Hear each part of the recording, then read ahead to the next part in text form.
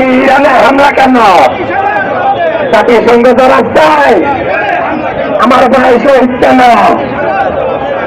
ইসলামী ছাত্র শিবির action action মুসলিমের action দেখেছে দেখেছে দেখেছে দেখেছে দেখেছে দেখেছে সাবিলুল্লাহ সাবিলুল্লাহ সাবিলুল্লাহ সাবিলুল্লাহ তরিকুল্লাহ তরিকুল্লাহ ইরানে হামলা কেন?